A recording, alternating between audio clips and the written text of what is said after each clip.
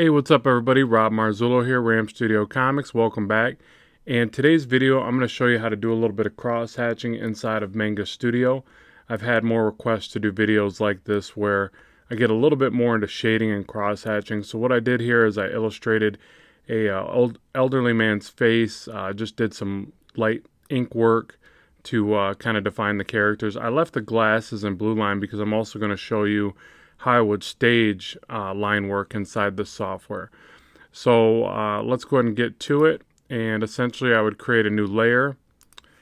Take the inking brush that I generally use in Manga Studios, the G pen. You've got these other options. I really don't dabble in those too much. I just kind of create different line weights with the pen that I have here. Now the first thing I'll do is kind of test off to the side, and I'll start just creating some tonal value inside the character here.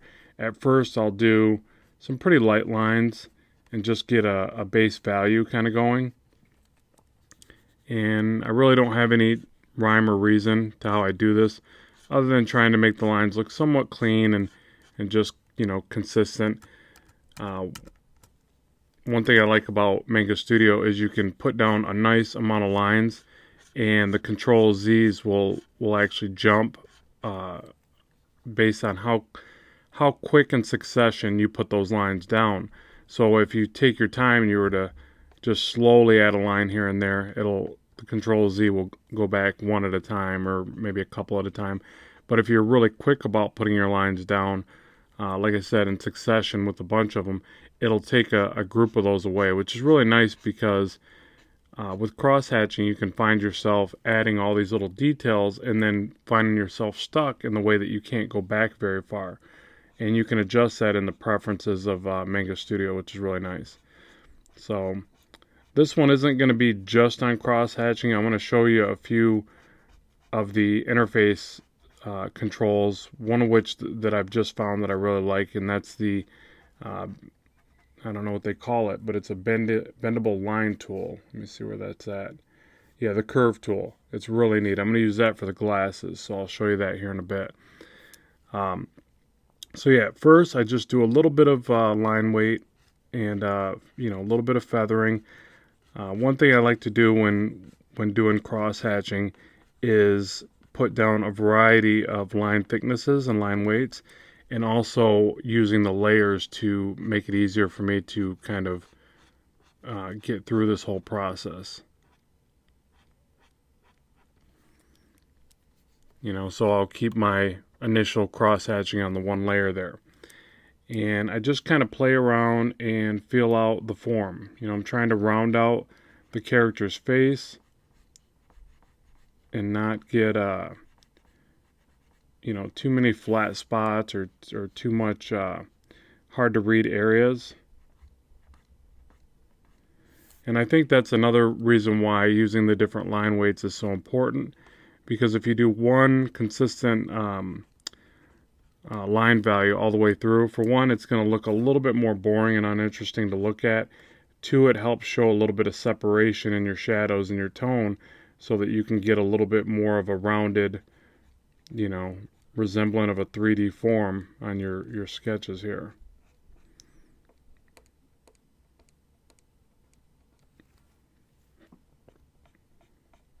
And you see I'm not too concerned with what direction the lines are going. I mean, sometimes that can be an issue. I'm looking more in the idea of, you know, if I want this area under the ear right here to be darker, then I'm going to maybe do a different crosshatch or a different angle of line and add it. And I can keep doing that if I have to. I'll show you some areas where I just go back and forth, and as long as you keep approaching it from a different angle, it looks fine. And then you mix that up with the thickness of the line that you want.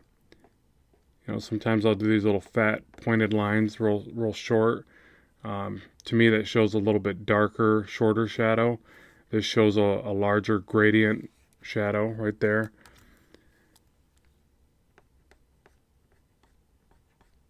You know, sometimes you can round the line just a bit with the form, like I'm doing here with the nostril.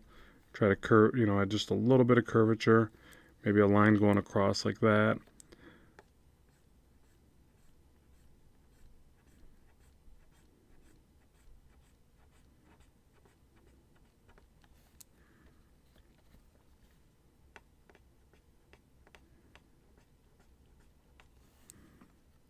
Another good thing to do while you're doing this, especially digitally, is to kind of pan back so you can kind of see the lines pull together and see what kind of shadows you're making. At this stage, I don't think it's entirely important because I'm still putting just some basic, you know, tones down.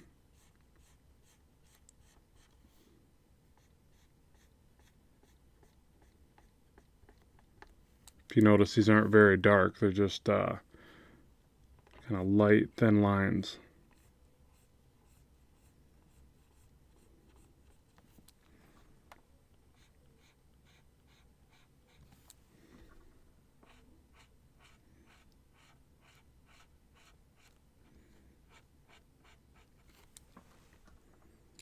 Just so you know what I'm using, because I get the questions a lot, so I'll make sure to include that. I am using a Wacom Cintiq right now.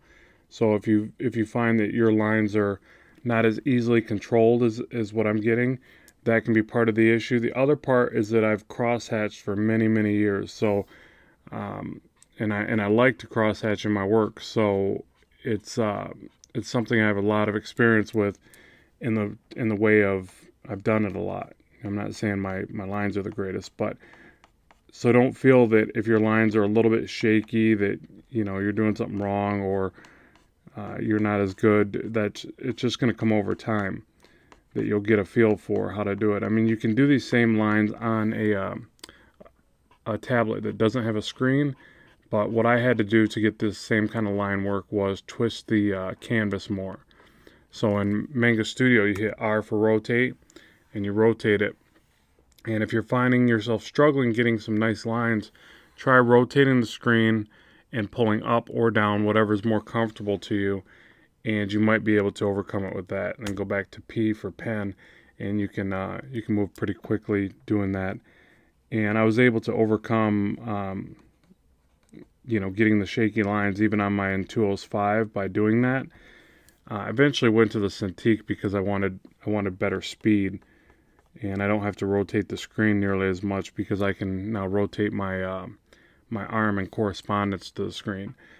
But I try to make sure to let people know that you really can use those other devices equally as well. It just takes time, and some people will give up and say, no, it's just not working for me. My mechanics don't work well with it, and that's fine. I'm not going to tell you you're wrong in your belief. I'm just saying that don't discount it before you put in the effort. And then over time, as you build up your work and you make some money, then you can run out and buy the Cintiq because it is a hefty price. So I had to save up for it for sure.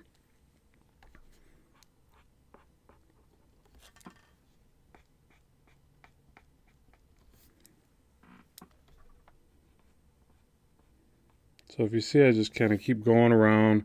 I'm looking at the artwork and going, where can I round out the forms a little bit more, a little bit more?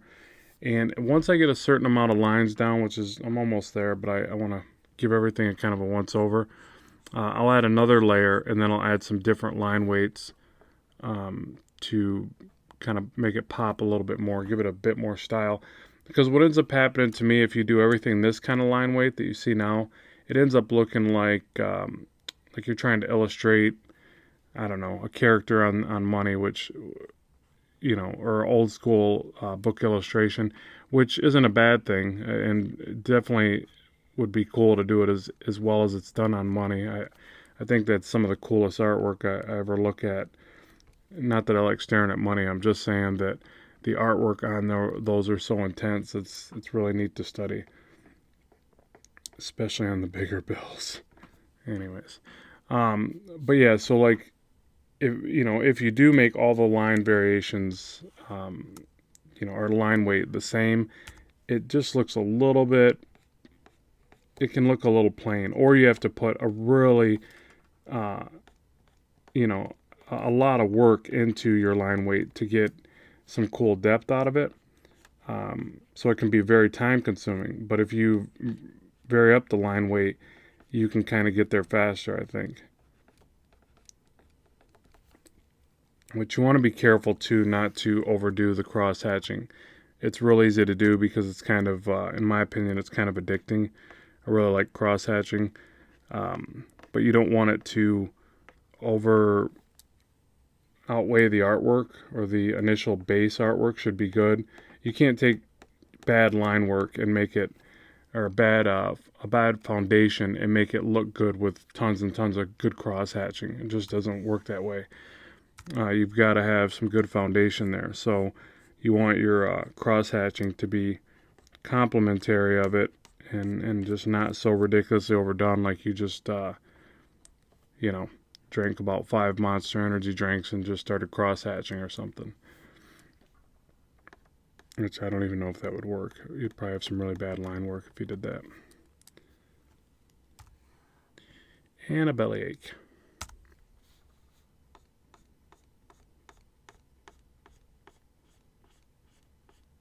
I also want to thank everybody for the amount of responses on my video where I was asking for feedback and what you'd like to see with this channel. I was highly impressed with everybody taking the time to give me a lot of good recommendations. I had mentioned in the video how I was really trying to get this channel out there, and people came back with ideas and recommendations, and it was just really kind of you guys to show that kind of support, and taking the time to even research stuff. I thought that was amazing. So thanks very much. You guys know who you are, obviously, and I do appreciate that. It's very, very mighty fine of you. So I want to give credit where credit is due.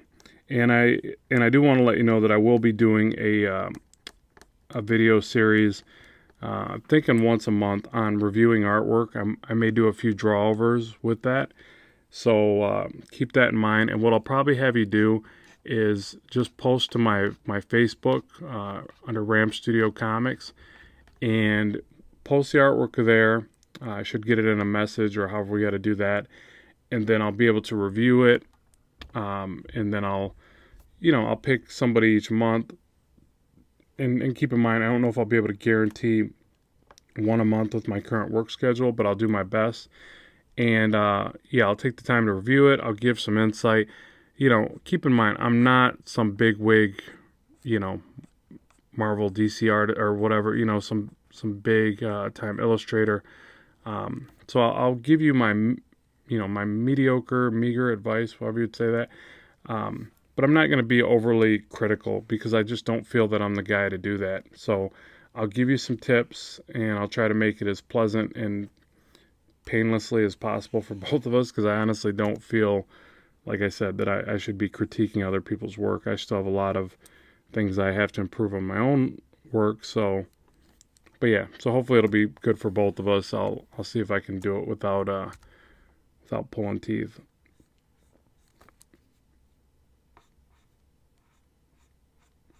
Which I know we all have tons of things we can learn from each other as artists. You don't have to be the best artist in the world to help somebody else, or to grow from somebody else's work.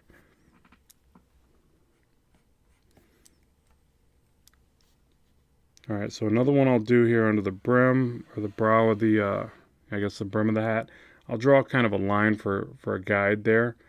And two ways you could do this. Let me show you how layers can benefit you here.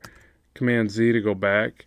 I'll add a layer right here, raster layer. I would name them, but for speed, because it's going to take a while to crosshatch all this, I'm just going to skip that. And I'll figure out where I want that shadow to go with a line, kind of a guideline. And I'll say maybe that the shadow comes down, it hits the brow a little bit here, rolls up with it, maybe splices back, or I don't know if that's what I'm trying to say, but it does something like that, where it takes the shape of the brow a little bit. And that may not be accurate to what I want to see, but I just want to give you an idea of how you can fill out your shadows. And it keeps you from just doing a shadow like this, which isn't bad. That's probably even a touch more accurate to just the brow on a flat, or the brim of the hat on a flat area. But what I'm trying to envision is that if that shadow came down, hit this wrinkle in his forehead, and then kind of followed it a little bit, those shapes kind of pop out a little bit more based on that. So maybe did something. I think that one's a little more accurate of what I was going for. So now I'll add one more layer, or I could go back to the layer before this, but I'll just add one. And I'll do some lines just like this, kind of equal weight, and just a bunch of them in succession here. And I really don't have to hit it line to line like I'm doing. Just try to do that for practice, kind of. But since I added another layer, I could really be going past it like this and just come back with the erase. So don't feel that you have to do it like I did there. There's a lot of different ways to skin a cat. All right, let's pan back and see. It looks a little funky. I don't know that I do like that. But that's the beauty of layers. And I could take this initial line off. Yeah, see, actually, I like it a little better without the line now. Sometimes I would leave that line there, but I think it creates an unnatural wrinkle or something to the forehead. So I'm going to go ahead and take that off. I'll leave that for now. And I'll keep it as a separate layer in case I want to change it easily enough. So I'll go back and add one more. And I get a little bit layer intensive when doing this, but then I just merge them down at the end, so it's not a very big deal. Okay, so now I want to add a little bit more line weight, and then I'm going to do some darker lines in the hat here. So let's go ahead and do that. You know what? I'll start with the eyes. I like getting the eyes done early on. Now, these lines I tend to feather pretty heavily, so I start thick and just kind of keep pushing the line till I get it to feather a bit, and then pull a thinner line. And I leave a little bit of spacing in between these feathered lines. And it's good to take note of that because you get a very different look if you put them all together, edge to edge, where you don't get this little gap of white. So that's another thing where your development of your style comes into play, because you start to notice things like that, and then you put certain line weights and certain feathering and certain characteristics in different areas, and that's what kind of makes your drawings your style, where somebody looks at it and they can go, oh, that's the way so-and-so does it. So, I always get these questions, how do I develop my style? And I think that's part of it, just recognizing little things like that. And if you pan back, it kind of looks like an eye. Now the lines start to kind of blend together, but that little bit of separation gives them kind of a cool look. So that's, and the other thing to keep in mind of what I did here, besides this big gaudy glare that I put there, but if you notice, I feathered them and I made this other shape right there. Now what that is I was keeping in mind when I was doing the feathering that I wanted the eye to look highlighted here. Now if I would have did the same thing and feathered all the lines into here, it wouldn't have the same impact. So just something to keep in mind, that I was being conscious of the highlight area that I was trying to create as I was doing the feathering. So essentially I was trying to make it look like there's a highlight here, a shadow, and then back to a soft highlight. And that's a lot of times how lighting works. You'll see, a big glare. We'll say there's a glare on the nose here, right? Or on this side. Say there's a glare right here. So generally it's not just going to be a glare, and you'll either have a soft shadow going around the nose like this, or a lot of times you'll have another shadow that's created by the glare, and then its soft shadow radiates this way, if you can see what I'm doing there. And you would just do that all down the, wherever that harder light's hitting. I don't know if that makes sense to you, but here's the harder light, here's the soft radiant light, or however you want to look at that. So just another thing to keep in mind with lighting. I'm not really going after that with this sketch, but that's just something else to be aware of.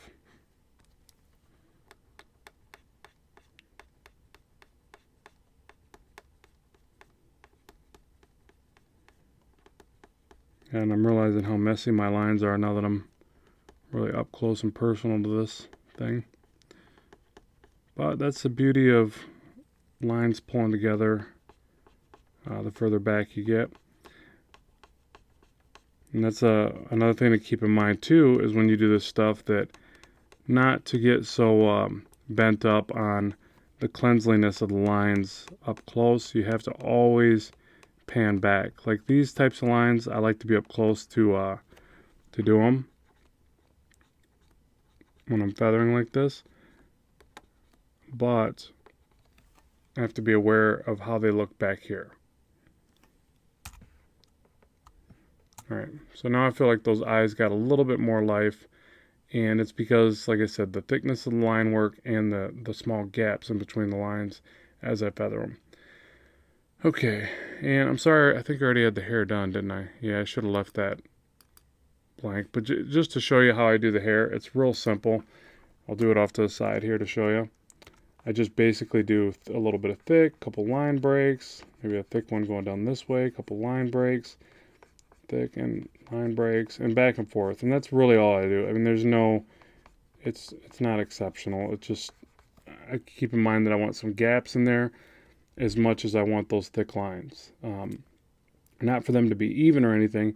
And you want to kind of crisscross them so it gives this feathering effect. It's kind of wavy look in there. And then you just bring, I usually always bring the edges to dark.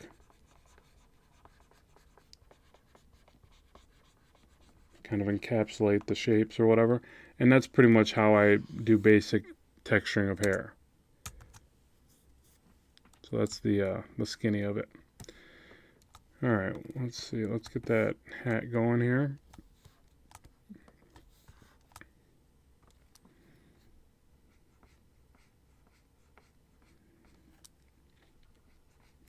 Alright, so this one I'm going to add some thicker, I guess I'll feather these lines too. But I want some nice heavy lines on the side to really round this form.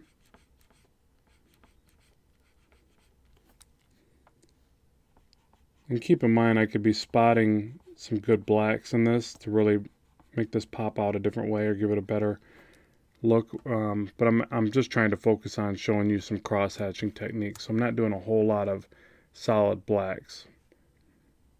But there'll be more videos on that too, because I know that you know, that's another series of requests that I get.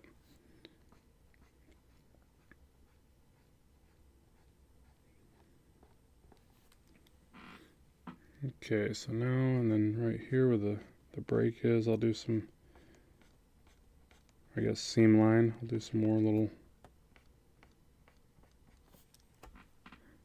lines. See, and I do still do a little bit of the rotation. So it's R for rotate, P for pen.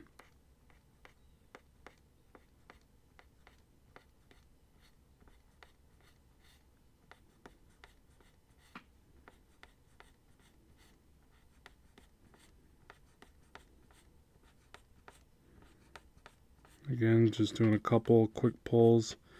I do a few to get the bulk of the line, then I pull a slimmer line from that.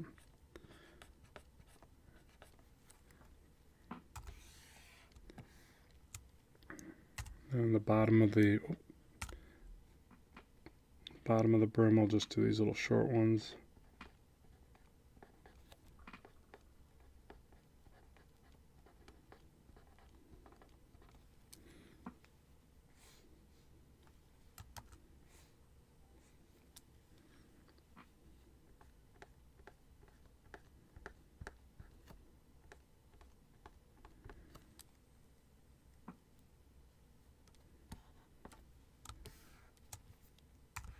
Okay.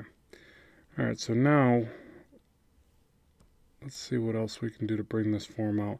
Still looking just a little flat, and I think I need to add some more shading around the cheekbones, maybe a larger shadow, definitely a shadow under the chin across the neck. So let me try that. So now I'm going to add one more layer, and I think I'm going to drop the brush size just a little bit. I want these to be a little bit thinner lines. And let's try just going up and down with these, see if this works.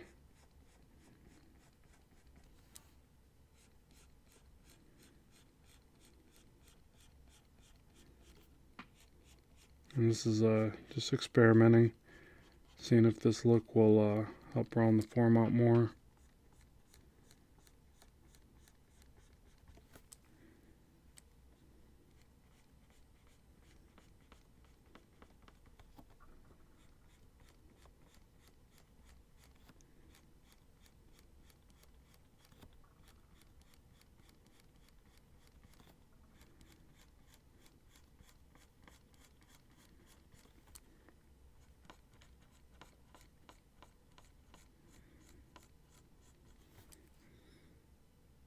Yeah, I think that helps a bit. So I'll go ahead and keep continuing with that.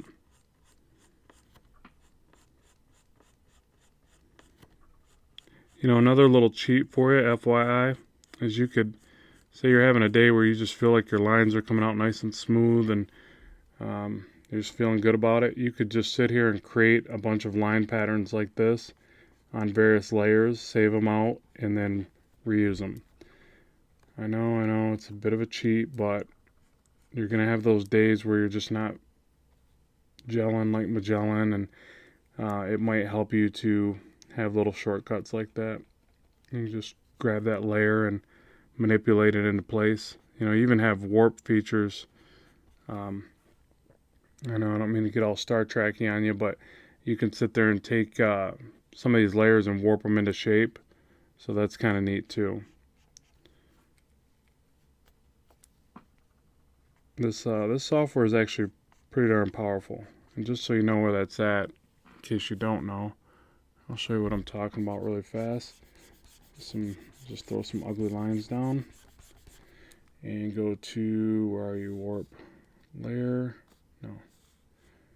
Until I use it a lot, right? Transform, warp, wave. Oh boy.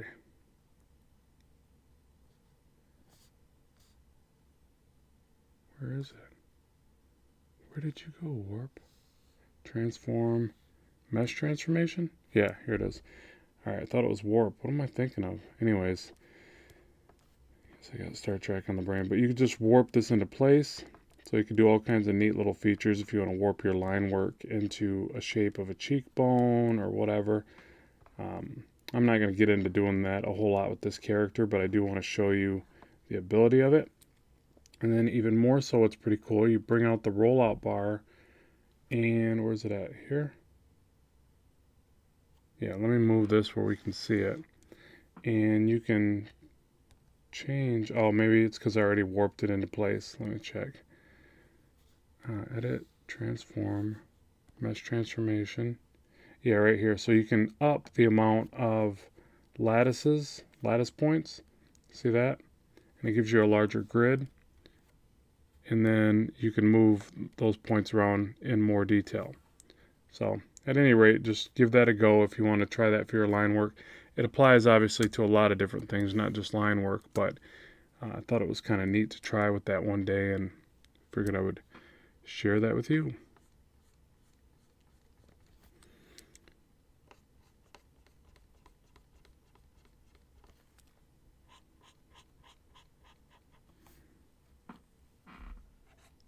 And I don't think I mentioned at the beginning of this video, I'm going to make this character available for download, both the before and after. You'll be able to find that on my Deviantart site. And that way, if you want to kind of play with this, or I should have said it at the beginning because you could obviously grab it and work alongside with what I'm doing here if that floats your boat. I know some people like to follow along, so.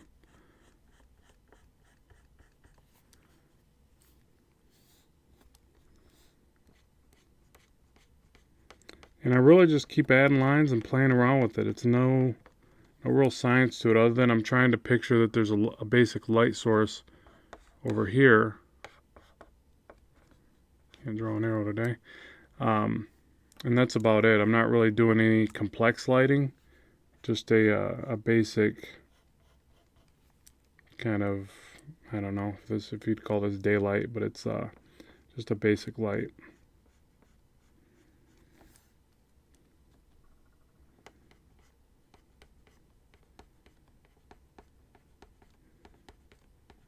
Again, throwing some little bit different weight lines just to make the artwork pop just a little bit.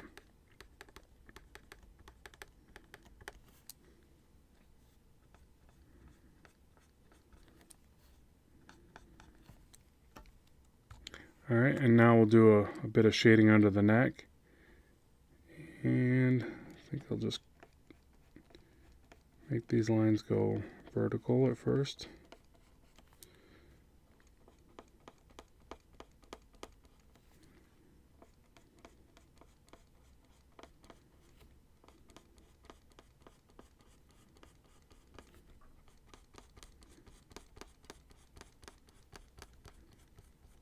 Something like that. I want it to be a little bit darker, so I'll bring them the other way.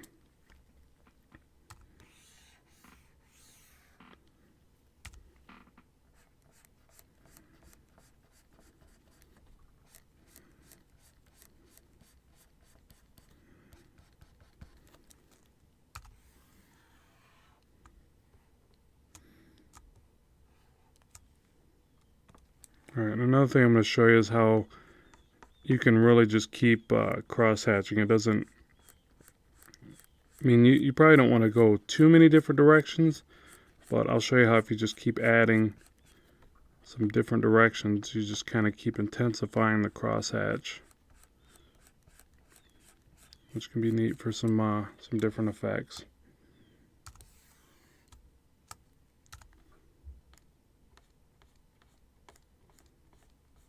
And then here I'm actually bearing down a little bit harder and then lightening up as I go to the bottom, just to intensify that gradient that I'm trying to create. Oh. And every now and then I get a funky line and want to control Z back. Which really, don't get too bent up on that, because you don't have to have perfect lines for this stuff to look good. I just get a little bit too crazy about it. Alright, so what's this? That's the third set right there. We've went left, right, I'll go straight across. I don't think I've done that yet.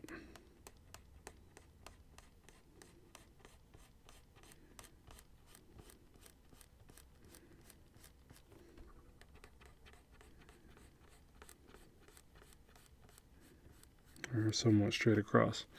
And you see how that just gives it kind of a neat look and almost adds to the fiber look of that coat. I would actually think that effect would work great for the coat and the hat. So repeat over here, or you know what, I might be able to cheat a little bit. Oh yeah, cheating time. Command C, Command V, Control C, Control V if you're on a PC, by the way. And let's see if I get lucky here. Edit, transform. Oh, I gotta hit enter to take the little control points off. Edit, transform, flip horizontally, move it into place. Maybe a little rotating. I don't know if I'm gonna get lucky or not. Oh, you know what I bet I can do here? Hit enter. Command D to deselect. Select just one side of this. Command X for cut. Command V.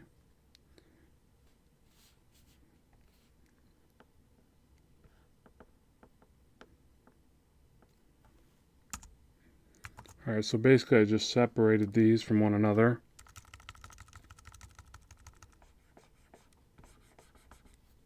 What eraser do I have here? Grab the hard erase. And I can erase that one back, so there's that side. And then if I grab the other layer now, Command T, size it up. You know what, this would be a perfect opportunity for the warp command, which is not called warp, it's called mesh transformation. We've already covered that. And I can just mesh transform that right into the area there.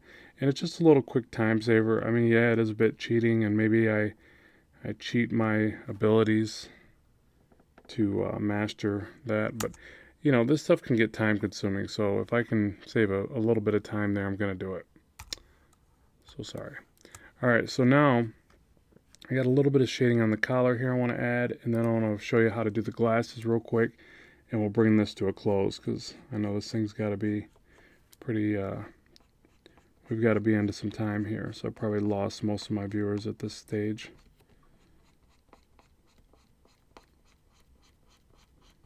Well, you know what? If you didn't want to be here, then why'd you subscribe? Just why'd you do it? Why'd you click on the video?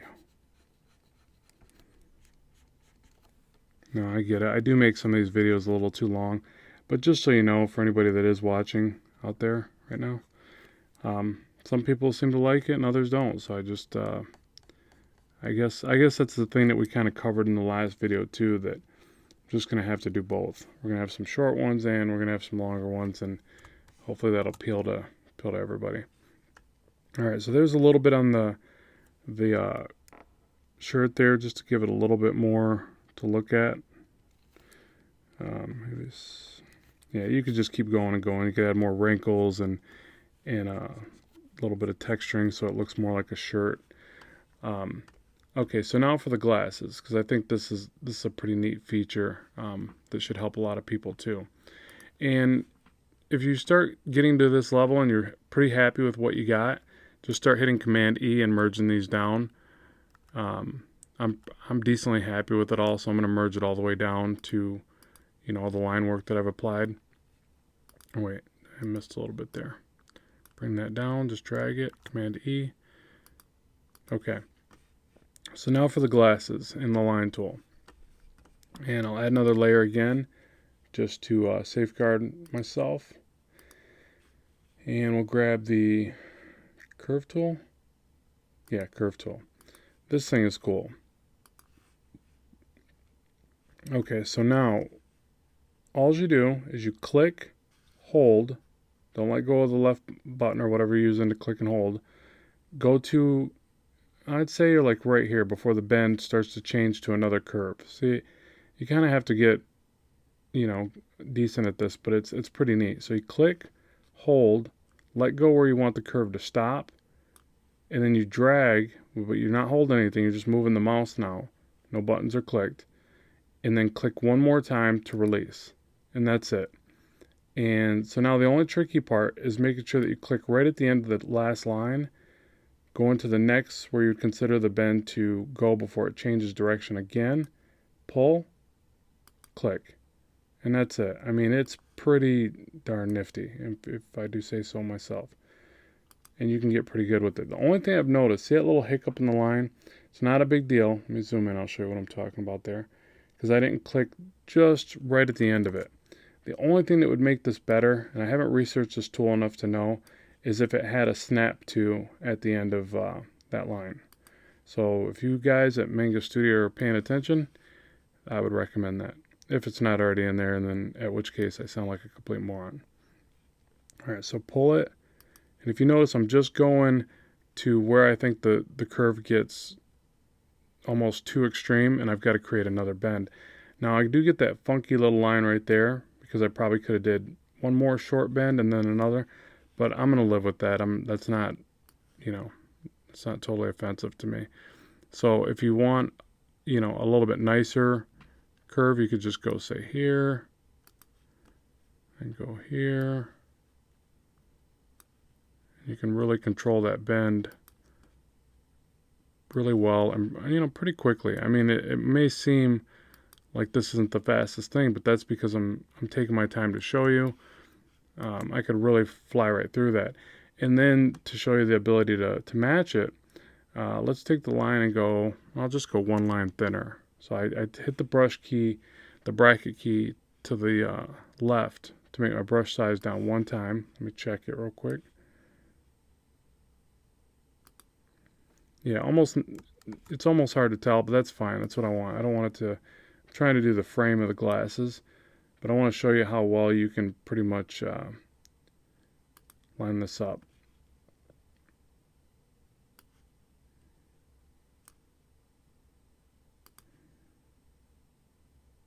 And obviously it won't be perfect, but, how many things are actually perfect? Nada.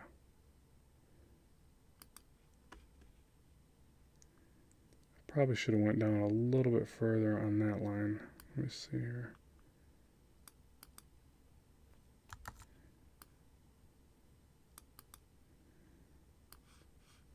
And keep in mind, you can definitely go back and clean all this up, but I don't even think I'll have to. I mean, I think it'll be pretty darn close. Close enough, anyways.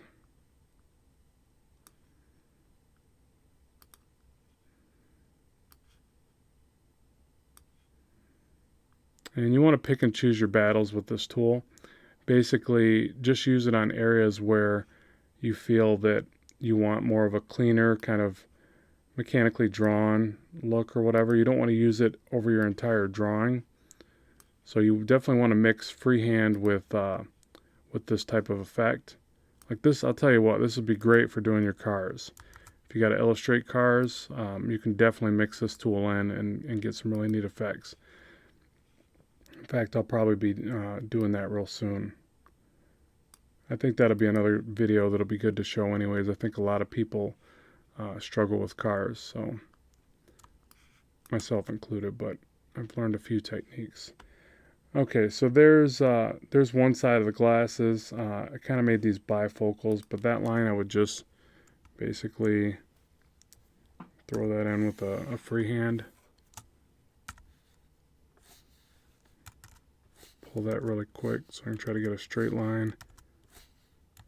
Somewhat straight anyways. Come on. Come on. I know it seems annoying, but eventually you get it. There we go.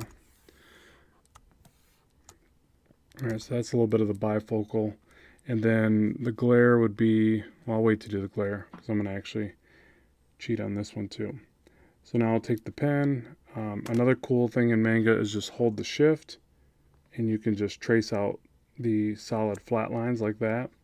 So then hold the shift, hold the shift. So I'm clicking, holding the shift, and then clicking again. And it's real easy to get your, I'm going to paint with white so I can just cover up the lines behind it. So it's real easy to get your straight lines that way.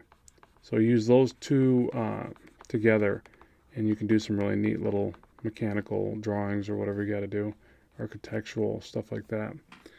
Okay, so there's the glasses. I guess I need to do this part. And this part I'll probably do freehand. Remember, you can hold Alt and select any color that's on the canvas. There's the little plastic piece that sits against your nose. And I guess I'll go back to the line tool. Where'd it go? Right here. So I'm going to go click, pull.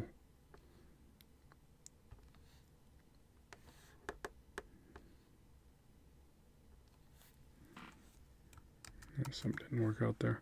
And actually, you know what? I'm going to do that on a different layer, and I'll show you why here in a second. And I just up the brush size a little bit. And remember, you can do the two lines like that, and do one more for your shadow. Something like that. Okay, so now what I'm going to do, pan back just a little bit. I'll grab the layer previous, which should be the glasses there. Right click, duplicate layer, edit, transform, flip horizontally. Oh, move that bad boy over. Connect here. Is that right? Looks crooked, doesn't it? Rotate just a little bit.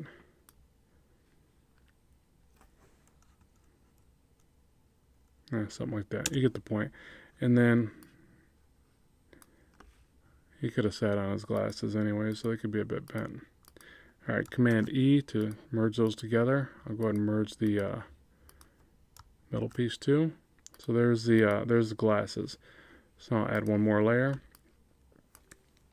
And we're saying the light is coming from the right, so I'll do like this little glare on the glasses. Something like that. And maybe like, I don't know, something like this for a glare. Just so the glasses have a little bit more of a look to them. And you could get in there and do some cross-hatching against this and all that. Let me see if, yeah, something like that. Alright, so I'm going to go ahead and time-lapse this next portion since I've shown you all the fundamentals of what I'm doing here, and I'll show you just how much cross-hatching I would apply to this to consider it, you know, a little bit more finished. So if this video has been helpful, be sure to like, share, and subscribe, and let me know what you'd like to see in the future. And remember that you can get a copy of this on my Deviantart there'll be a link in the description below. Thanks very much for tuning in, and stay tuned for the time lapse.